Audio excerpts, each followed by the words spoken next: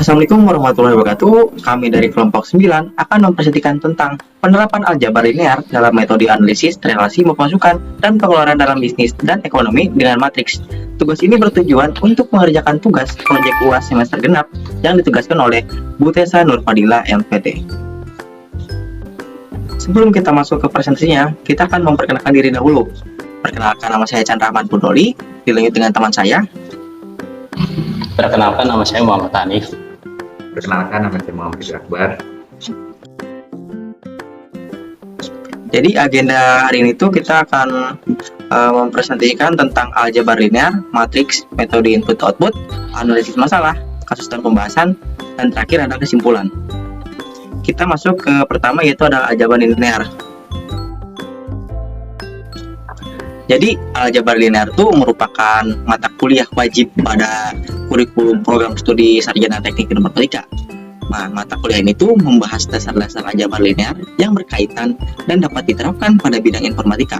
Materi mata kuliah ini memberikan konsep dasar matriks dan ruang vektor, serta operasi-operasi yang terkait dengannya. Materi kuliah dalam satu semester mencakup matriks dan operasinya, inverse dan determinan matriks persegi, sistem persamaan linear dan solusinya, vektor pada bidang dan ruang, basis ruang vektor, ruang hasil kali dalam, transformasi linear, regresi linear, serta aljabar linear dengan Novi Python. Kita lanjut ke matriks. Jadi matriks adalah susunan segi 4 siku-siku dari bilangan yang dibatasi dengan tanda kurung. Suatu matriks tersusun atas M garis dan N, maka dapat dikatakan matriks tersebut berukuran M kali N. Di sini ada bentuk umum matriks adalah seperti gambar berikut ini. Nah, seperti itu. Kita lanjut ke metode input dan output. Jadi metode input-output itu merupakan metode standar yang dapat digunakan untuk mengukur dampak pada permintaan akhir dari suatu produk yang diproduksi saat industri tertentu dalam perekonomian. Nah, model ini berbasis suatu tabel input-output yang disajikan dalam bentuk matriks. Kita lanjut ke slide berikutnya, akan dibacakan oleh teman saya. Baik, selanjutnya ada tahapan mencari nilai dengan metode input-output.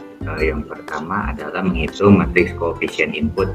Nah, untuk mencari matriks A dapat dihitung dengan rumus AIJ sama dengan XIJ per XJ, di mana AIJ itu koefisien input sektor I, sektor I oleh sektor J, XIJ adalah penggunaan input ke sektor I oleh sektor J, dan XJ adalah output sektor ke J.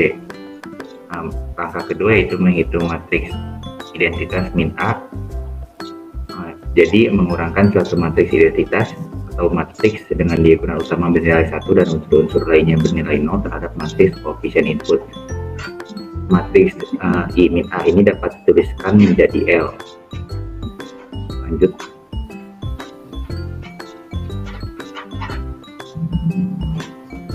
Nah, tahap ketiga yaitu mencari inverse matriks Leontief atau L. Tahap selanjutnya adalah mencari hasil inverse dari matriks identitas dikurangi dengan matriks A, di mana seperti yang kita tahu matriks mencari inverse matriks yaitu 1 per determinan L dikali A join dari L, di mana determinan L itu adalah AD min BC. Nah, yang tahap keempat yaitu mencari output.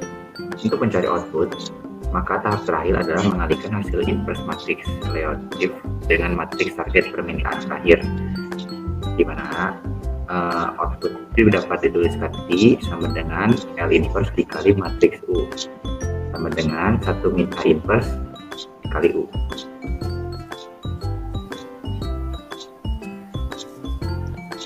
Analisis masalah. Analisis masalah dalam hal ini yaitu pemerintah ingin mengembangkan perekonomian dalam bidang pertanian dengan meningkatkan permintaan akhir, dan pemerintahan ingin mengubah perhitungan dalam sektor pertanian.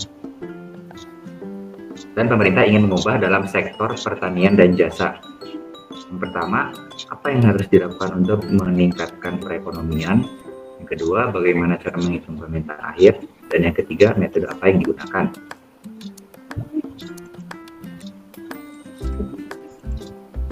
di sini ada sebuah kasus di mana suatu saat sektor pertanian mengalami perkembangan begitu cepat sehingga berpotensi untuk mengembangkan perekonomian nih, sehingga negara membutuhkan peningkatan permintaan air untuk sektor pertanian. Pemerintah menargetkan masing-masing bersama peningkatan atau ditingkatkan dari 15 menjadi 25 dan jasa diturunkan dari 12 menjadi 8. Berdasarkan target dari pemerintahan tersebut, maka keluar total yang mengalir pada masing-masing sektor haruslah diubah sesuai kebutuhan dan target sektor tersebut. Nah, tugas kita yaitu untuk menentukan total output pada seluruh perekonomian apabila permintaan air berubah menjadi 25 untuk pertanian dan 8 untuk jasa. Gitu. Jadi di sini kita mempunyai tabel transaksi di mana P itu sebagai pertanian, J itu sebagai jasa, PA itu sebagai permintaan air, dan TO itu adalah nilai output. Sedangkan NT adalah nilai tambah. Cara membacanya adalah total output 100 ini akan diberikan kepada pertanian 50, kepada jasa 35, dan dijual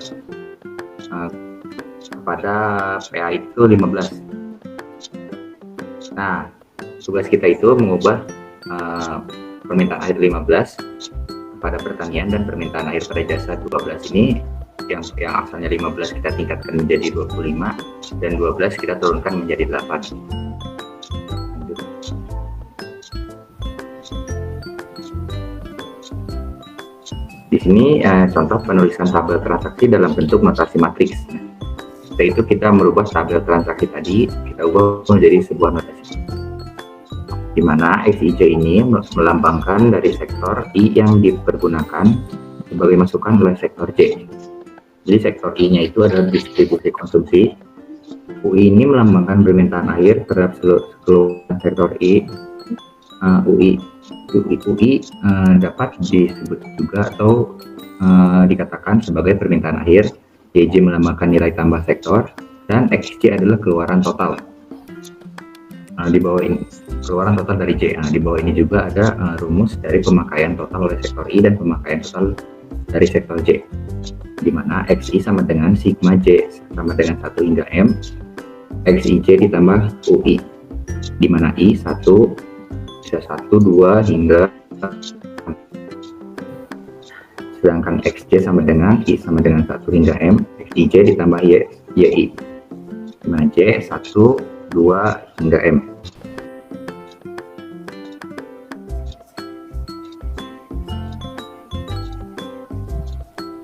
Nah, yang selanjutnya akan dijelaskan oleh teman saya.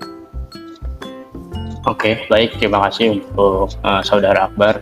Di sini kita lanjut cara pembahasan untuk menjawabnya ya. Kita masuk ke langkah pertama, yaitu menghitung matriks koefisien input A, di mana matriks koefisien input A disimbolkan A sama dengan AIJ sama dengan XIJ per XJ, di mana XIJ ini input sektor dari I ke J dan XJ output sektornya. Nah, di sini ada matriksnya AIJ sama dengan 50/100. Nah, itu baris pertama, kolom pertama tuh dapatnya dari sektor pertanian dibagi output dari sektor tersebut. Kemudian ada baris pertama, kolom kedua 35/80 dapatnya dari sektor pertanian dibagi output sektor pertanian. Kemudian ada baris kedua, kolom pertama 32/100, di sini dapatnya dari sektor pertanian dibagi total output. Kemudian ada baris kedua, kolom kedua 36/80 dapatnya dari sektor jasa dibagi total output sektor jasa. Kemudian hasil operasinya ada setengah, kemudian ada 7/16, 8/25, dan 9/20. Setelah kita menemukan matriks koefisien input A, kita masuk ke langkah kedua, yaitu menghitung matriks Leontief. Matriks Leontief bisa kita simbolkan L sama dengan identitas dikurangi A. Di sini ada operasinya, Nah, identitas sendiri kita udah tahu, yaitu diagonal utamanya 1, kemudian yang lainnya 0. Di sini matriks identitasnya dikurang dari matriks koefisien input A-nya yang tadi kita kurangin, kemudian hasil operasinya dapat baris pertama kolom pertama yaitu setengah, baris pertama kolom kedua min 7/16, baris kedua kolom pertama min 8/25, kemudian baris kedua kolom kedua ada 11/20. Setelah kita menemukan matriks Leontief, kita masuk ke langkah ketiga, yaitu mencari inverse dari matriks Leontief. Matriks inverse dari matriks Leontief tersendiri kita simbolkan L inverse sama dengan rumusnya itu 1 per determinan L dikali adjoint L, di mana determinan L yang kita ketahui perkalian silang dikurangi elemen matriksnya. Di sini AD min BC. Untuk AD-nya sendiri ada setengah dikali 11/20, kemudian ada BC-nya min 7/16 dikali min 8/25. Kemudian kita operasikan, kita mendapatkan hasil 27/200. Nah, setelah kita mencari determinan L, kemudian kita mencari adjoint L. Di sini adjoint L merupakan menukar tempat elemen-elemen matriks menjadi yang di situ tuh ada D, min B, min C, kemudian matriks yang L tadi kita adjointkan, kita dapatkan hasilnya yaitu 11/20, 7/16, 8/25, dan setengah. Kemudian setelah kita menemukan determinan L dan adjoint L, maka kita masukkan ke rumus yang tadi itu inverse dari matriks Leontief, yaitu 1 per determinan L dikali adjoint L. Jadinya 1/27/100 dikali adjoint L-nya.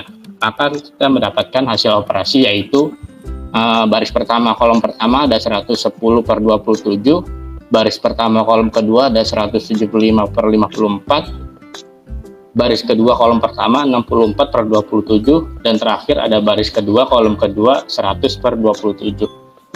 Setelah kita menemukan inverse dari matriks Leontief, kita lanjut ke langkah keempat, yaitu langkah keempat memasukkan ke dalam persamaan atau tadi yang dijelasin oleh Akbar itu outputnya ya.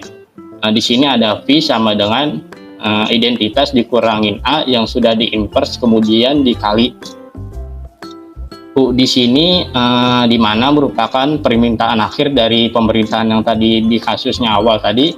Oke, kita masukkan yang tadi tuh yang matriks L yang sudah diinverse. Di sini ada 110/27, kemudian 175/54, 64/27, dan terakhir ada 100/27 dikalikan dengan permintaan akhir pemerintah yaitu ada 25 dan 8. 25 ini untuk sektor pertanian, 8 ini untuk sektor data.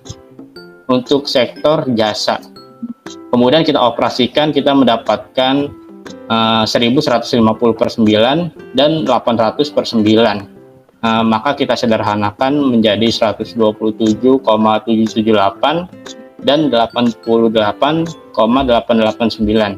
Dengan demikian masing-masing sektor harus memasangkan pengeluaran sebesar, yang pertama tadi ada sektor pertanian meningkat dari 100 menjadi 127,778, dan kedua ada sektor jasa meningkat dari 80 menjadi 88,889. Next. Di sini kita masuk kesimpulan. Jadi kesimpulan pada presentasi hari ini dari kelompok kami, kita dapat menerapkan aljabar linier dalam bidang pertanian. Dengan metode input dan output, maka memudahkan untuk menghitung permintaan akhir dari target yang ingin dicapai pemerintah. Baik, saya serahkan kepada moderator. Oke, terima kasih kepada Hanif sama Akbar yang telah menjelaskan tentang materi presentasi tadi. Demikian isi presentasi kami tentang penerapan aljabar linear dalam metode analisis relasi pemasukan dan pengeluaran dalam bisnis dan ekonomi dengan matriks. Semoga apa yang kita sampaikan dapat bermanfaat bagi kita semua. Jika ada kekurangan, mohon dimaafkan karena kesempurnaan sungguh hanyalah milik Allah Subhanahu wa Ta'ala. Wassalamualaikum warahmatullahi wabarakatuh.